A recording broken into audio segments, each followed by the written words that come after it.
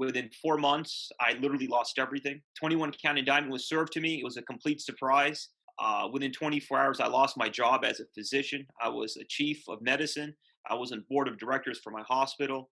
My wife had left me. I had lost my house. I had lost all my possessions. I had lost all my bank accounts, and I, at one point was actually homeless.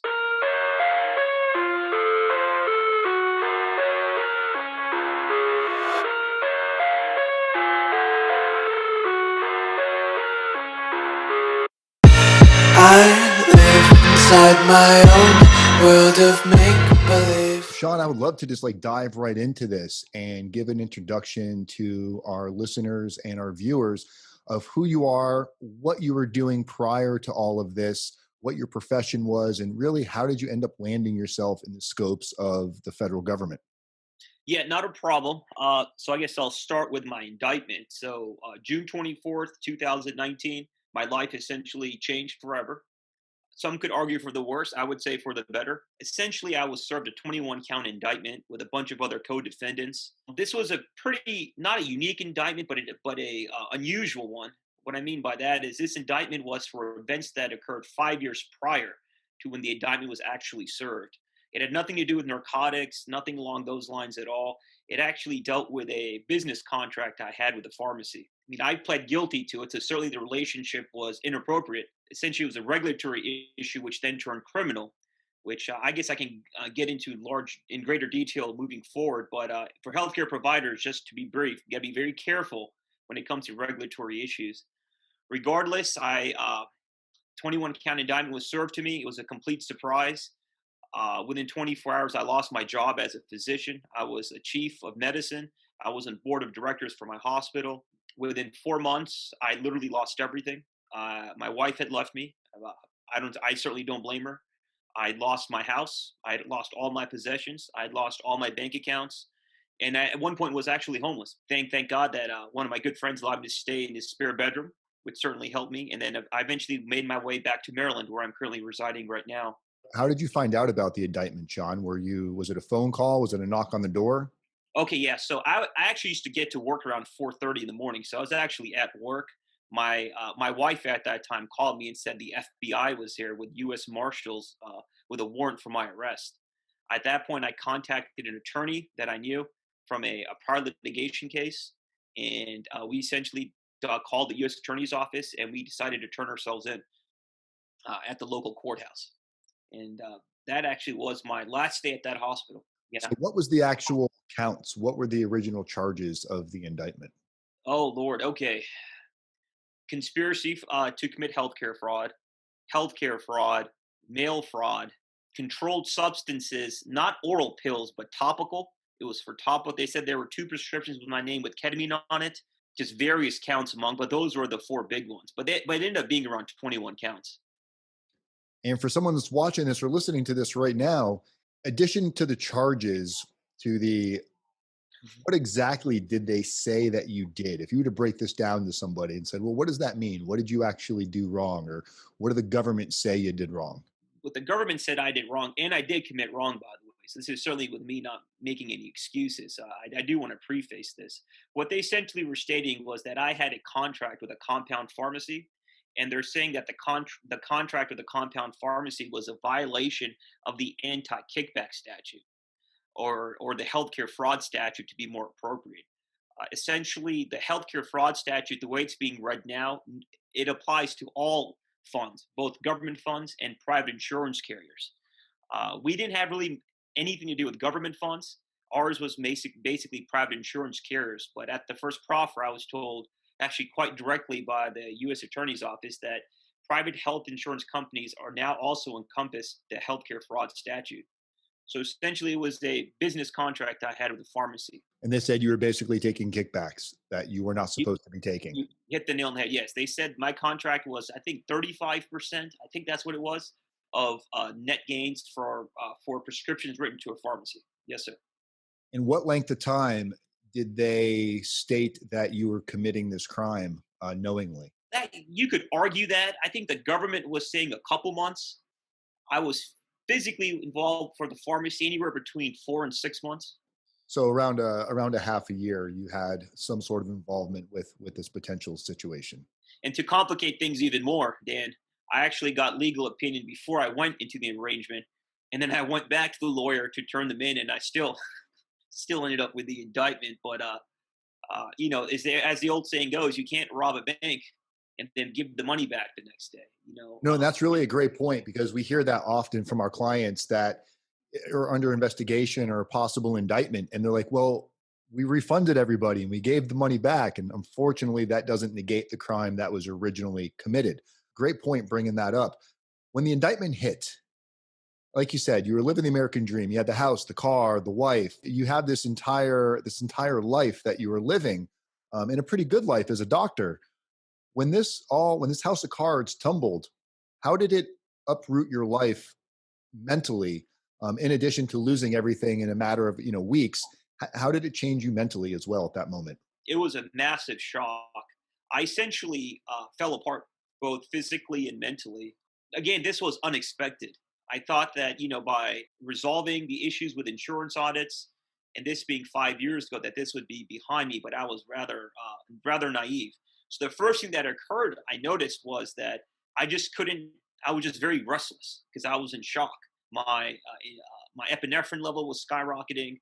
My adrenaline level was skyrocketing. I really didn't know what to do. And to make matters worse, the whole community was in shock because, I was a model member of society. How could you be involved with something like this? You must be an immoral person. To summarize it best, it basically shattered me to my core. I became non-functional, if that's the best way to put it. I'd recently, at that point, I'd lost 20 pounds. I gained back 31 pounds in about a couple months. I physically saw everything around me slowly die. The best way to put it is, imagine, Dan, if your eyes are open and then you're slowly dying inside. There's nothing you can do to stop it. And to make matters worse, I'm a bit of a type A personality, so I just kept doing research and research on indictments and the federal system, and it was a very, very bleak picture. That's for sure. Did your case make any media attention in your surrounding local areas? Oh, it made the New York Times and the Washington Post. It's just because there was more than one physician involved and there were other healthcare providers. It certainly was a high media commodity case. So, yeah, I mean, the reputation was completely ruined. But yeah, it was a tough time, Dan. So, talking about basing it on your perception in that moment, bringing up the whole idea of contrast, where your mindset was there when people would call you, because clearly this made attention. It wasn't like you could hide from this. Friends, family, friends of friends all knew what you had been accused of at this moment.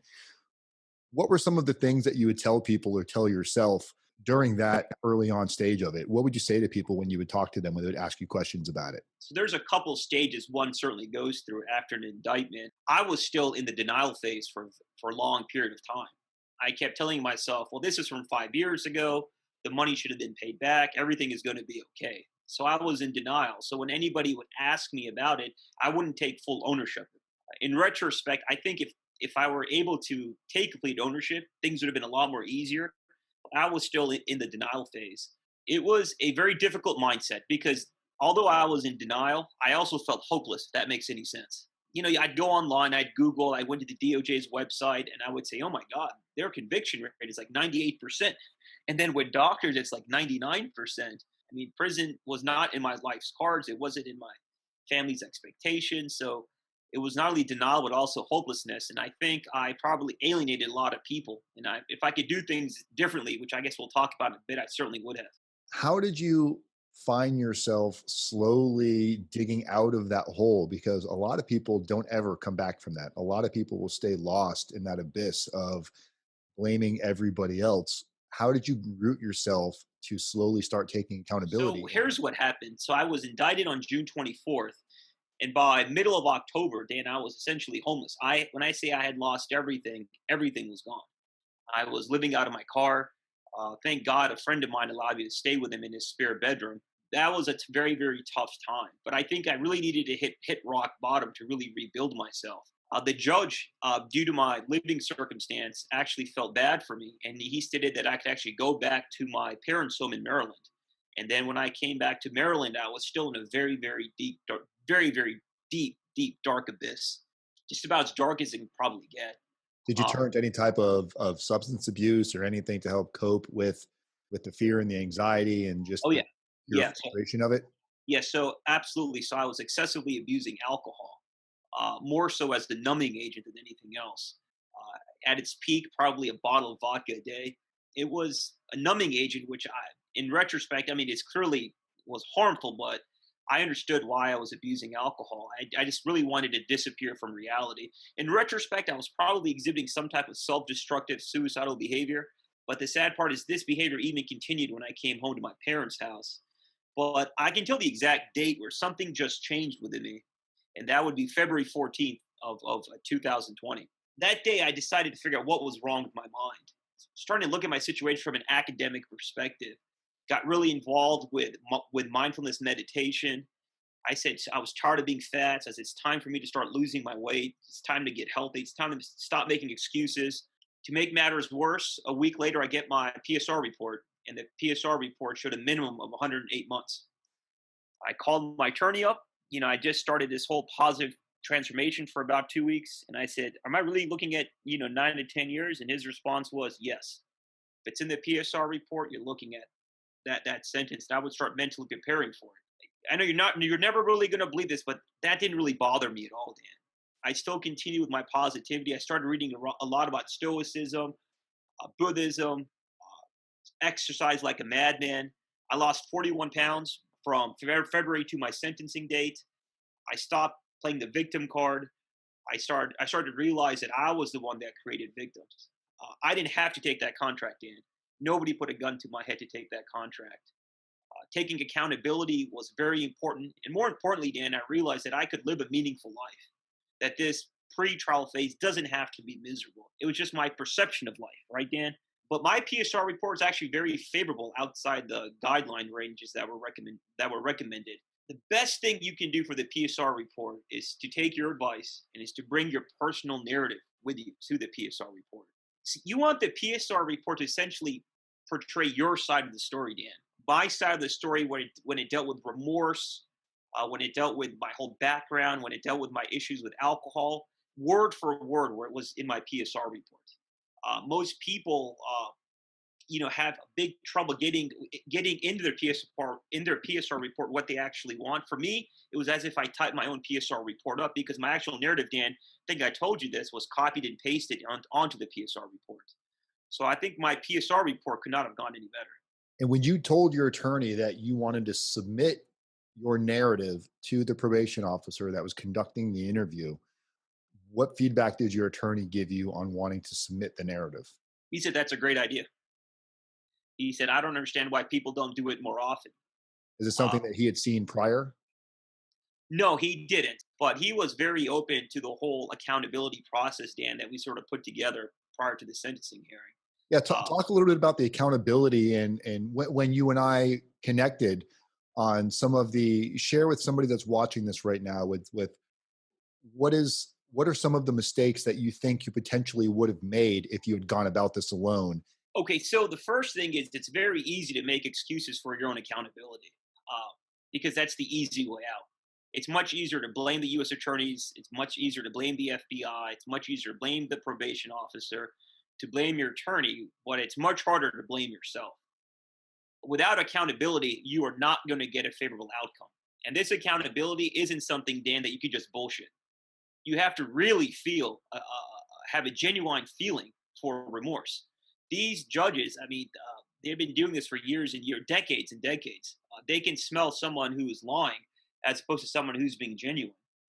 Uh, Essentially, when we essentially spoke together, I got the picture from you that if you don't express remorse, you do not build a new narrative for your life, you will have a bad outcome. And if you do show remorse, you build a new narrative for your life. You build a different story for your life, and really act upon that as well. You will have a favorable outcome. And I guess we can talk about the outcome in a bit, but that's the steps I essentially took, Dan. I said, you know what? It's time to build your new narrative. It's time to build a new character for yourself. Take accountability. Stop feeling sorry for yourself. Essentially, be a man. Face it head on. And that's essentially what I did, Dan. So And when I, you talk about the narrative in the reference letters, uh-huh. a lot of people out there wonder, is it worth using a service to have somebody write a letter? What do you think the difference in what you pulled from your letter, what ended up being portrayed in your letter, versus what may have been in your letter if you had just started writing it, if you had just gone through this on your own? What do you think the differences of not just being accountable, but the levels and the deepness of the layers of the accountability for you and for your friends and family that submitted letters? How hard is it to get into that direction of a mindset of where you're not allowing yourself to somehow beg the judge for mercy? So, you got to first find out who Dan Wise is.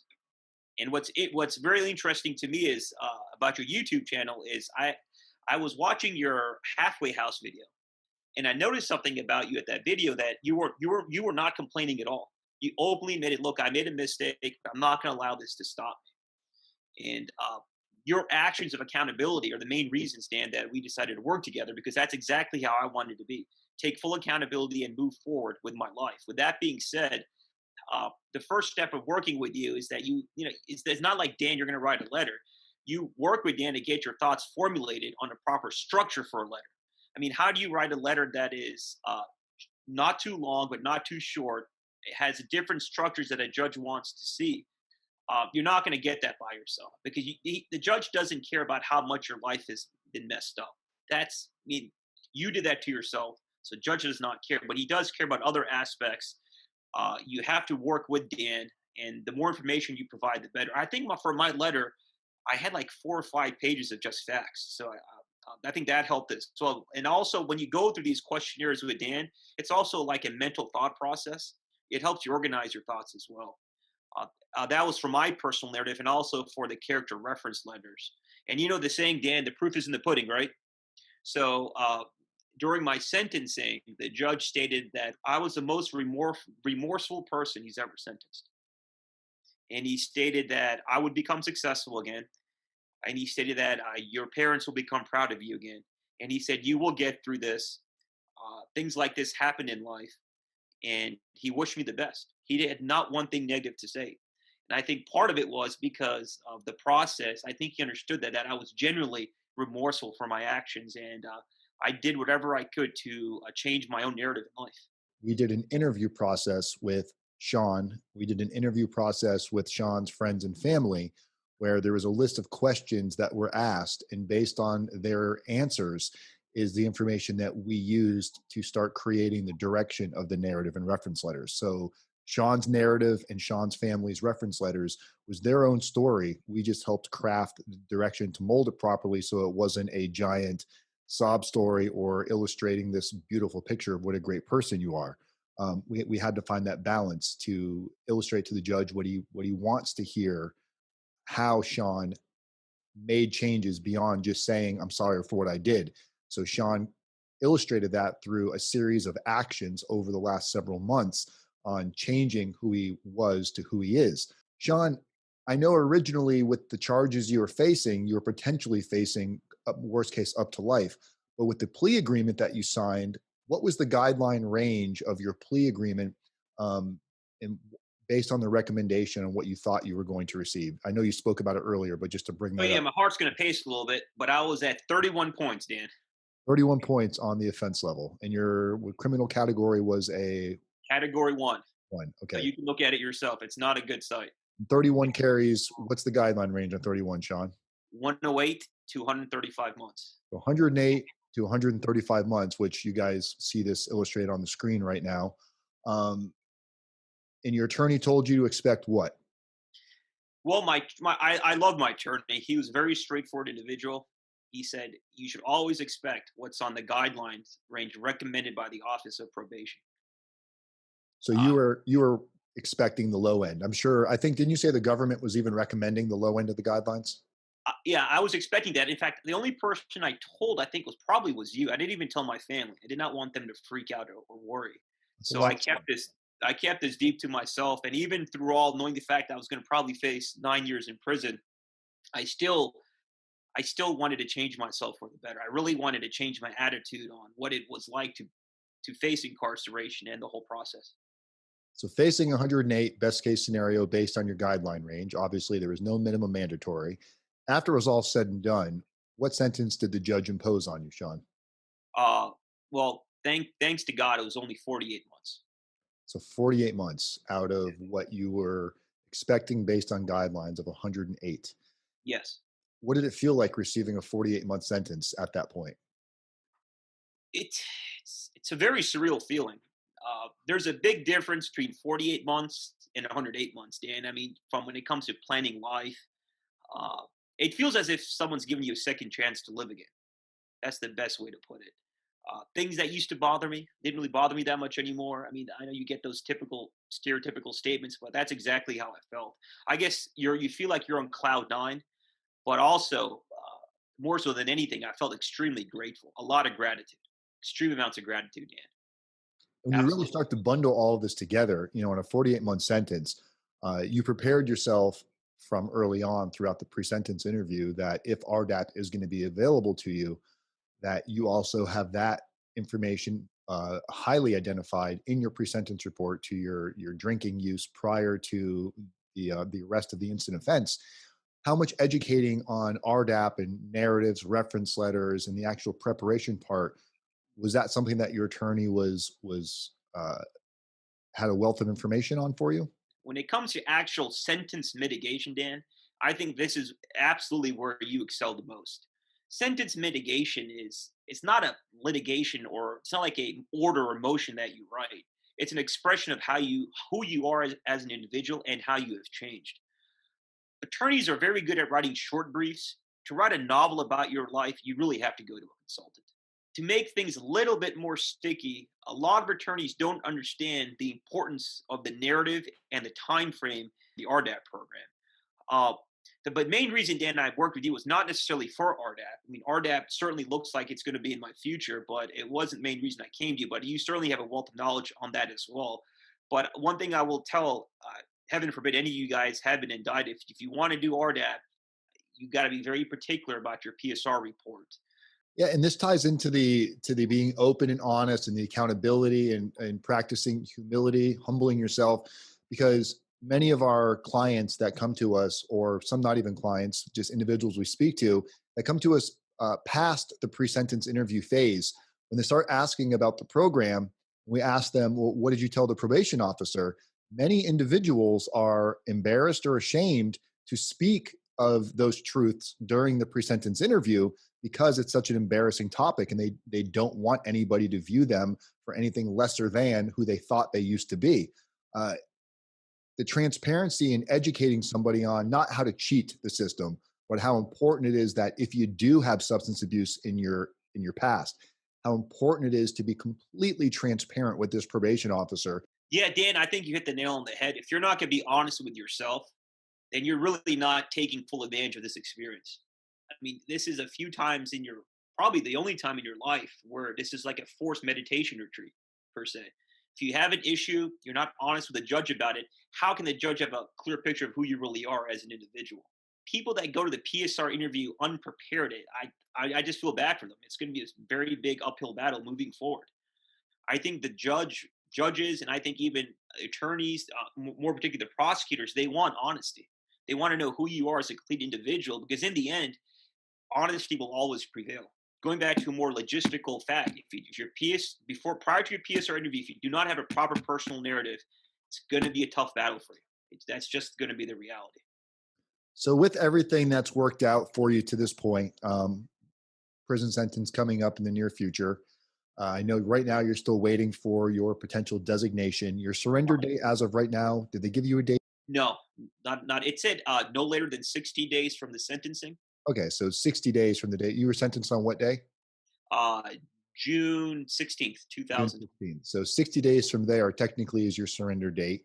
And if you Mhm. don't have a designation by then, you would want to go and request an extension, which is something that we do assist with. And with COVID-19 and everything else, it's really determining, do I go in now or do I try to wait this out a little bit for programming opportunities? But in your situation, with the fact that you have a highly reduced sentence from what you were anticipating, you're going to get your good time of your 15%. RDAP again looks like it's going to be in your future, which should give you up to another year off of the sentence after your good time. So when this is all said and done, what have you calculated that you might actually, best case scenario, spend in prison? I think numerically, it's like 18 months. is what it comes down to numerically. But, as I said, Dan, it's just a blessing to even be in this position right now. I'll make the best of the time there. I've already enrolled in Adams State College, which has an accredited prison college program to get a paralegal degree. I mean, I've been doing so much legal research now for the last, let's see, year, that why not get some certification behind it? I got my personal training certification. I want to write a blog, as we spoke about earlier. I want to put some time and effort into it. So whatever time I get, Dan, I'm okay with it.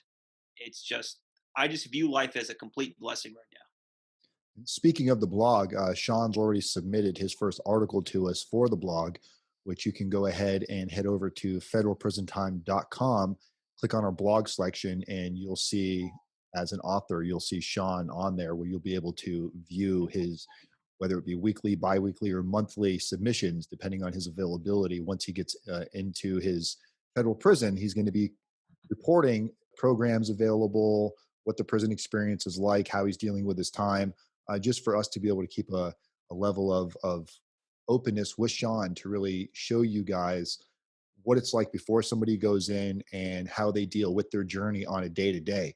That's probably people's biggest fear right now, is not necessarily the fact that they're going to prison, but they have such a fear of, they don't know what to expect. So the more they get to hear from somebody like you before you go, and to see this amazing positive attitude that you have right now, of this wealth of gratitude that you have right now, and to show how you're going to be able to carry this through a prison system where there's going to be good days and bad days.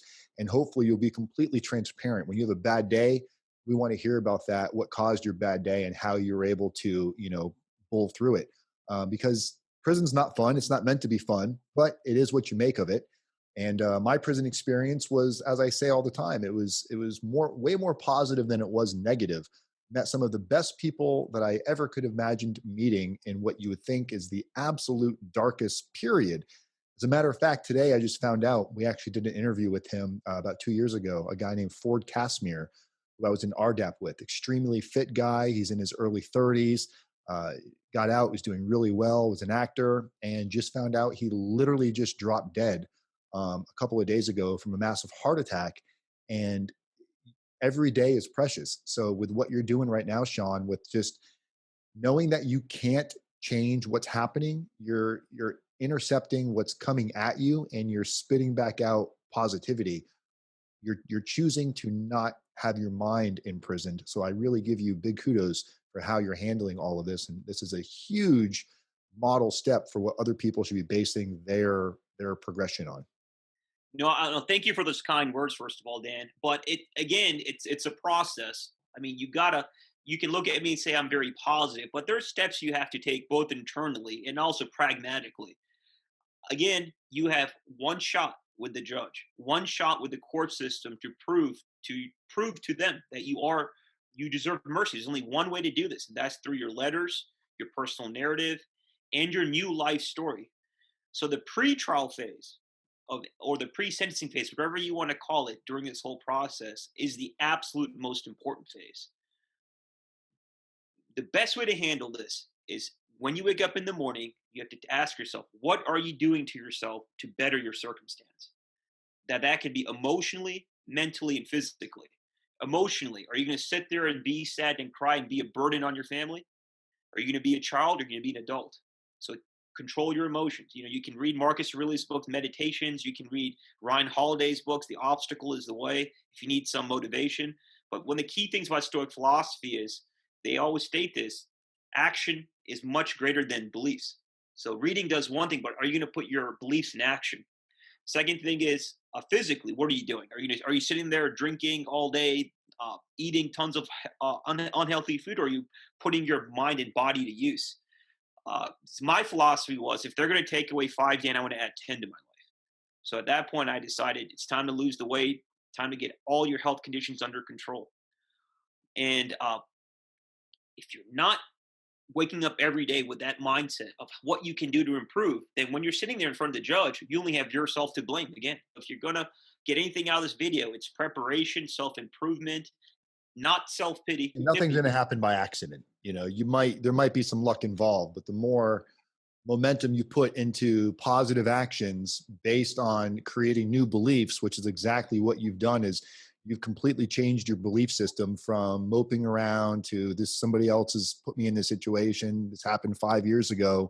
You sucked it all up and you said, you know what, that's not going to change the situation I'm in, but what will change the situation, at least the here and now, is I'm going to live my life to the best of my ability by making every day, making a better decision and looking at today saying, what could I have done better that I didn't do today?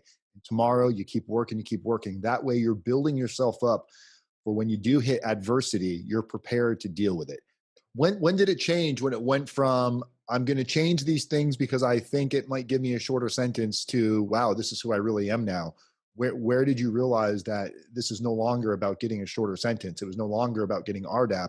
It's really about I'm a much better person than I ever was. I feel good about myself now. When I stopped physically crying, Dan, I haven't shed a tear since February 14th. Do I have moments of sadness? A little bit, but these moments of sadness, they're not sorrowful. That darkness was gone. Let me put it to you that way. That occurred probably around March. I just felt this optimism, and I realized that I control my own mind. It's up to me on how I view an adverse event. What's good and bad is all up here. So around March, I really, really, really started to feel well. After that day, I never really had any bad days, Dan. It's either been a good day or a better day. And then physically, I'll tell you when things started getting better. I lost my first 20 pounds. See, I was a nice, happy, well-rounded 251 in February. And I think by March, I'd gotten down to 230. And I put running shoes on. And I said, I wonder if I can run. I ran probably 1/8 of a mile before my calf started cramping up. And then within a month after that, Dan, I was doing 3 miles, something I could have never dreamed of doing in February. I have not felt this physically well since probably age 18. I was no longer going to be a victim of my own mind on February 14th. But again, none of these things would have happened without a positive mindset, without speaking to you, using your techniques. And not to beat a dead horse, but I would really advise everybody to watch your video from the halfway houses to really understand accountability and self-improvement. Because as I said, Dan, proof is in the pudding, brother. Sean, is there anything you want to leave our viewers and listeners with that you didn't get a chance to speak of that you really think they should know as they dive into their journey of potentially entering the federal prison system? If your end goal is sentence reduction, as I'm presuming everybody's end goal is, then you have to address accountability. You cannot take accountability without being genuine, Dan. How do you sincerely feel remorsefulness? That's only going to come through self-improvement. And that's where you need a guide to help you. And Dan, I think that's where you really, really do a good job in helping individuals. You help people see the fault in their ways, help them take responsibility, and more importantly, you help them put it on paper so they themselves can express to the courts. If I could give one piece of advice, it would be to be pragmatic and take the right steps. I want to thank you a lot, Sean, for coming on and doing this interview today. As much as it means to me, it means even more to the people that are listening to this, that are in the same shoes that you're in, and many of them are in the prior steps that you're in, and they're trying to get to that spot that you're at right now. So it's amazing to see somebody willing to share their story, practice this humility, and all I can say to you, Sean, is just keep on trucking, man, because this will be over before you know it. Thank you, Dan. All right, everybody. RDAP Dan, Federal Prison Time Consulting, People Helping People, Communities Method. If you're in a situation where you need help, you know what to do. The link's in the description. The number's on the screen. Act now, or you might regret it later. Peace, guys.